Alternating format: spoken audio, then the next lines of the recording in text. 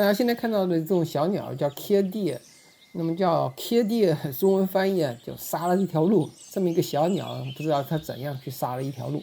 那么现在这是鸟妈妈，它下面啊实际上有一只小鸟。鸟妈妈看见我了以后啊，这个小鸟就四散的奔逃，4个都跑掉了。那么这个鸟妈妈呢，见到了危险以后啊，你看它嘴里发出声音呢，它就开始装那个伤。这是它的那个小鸟一直没有跑掉的小鸟，在地上就装死。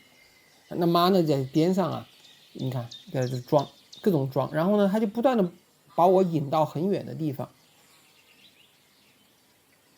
你看它装这个翅膀的折断呢，就是这个样子的。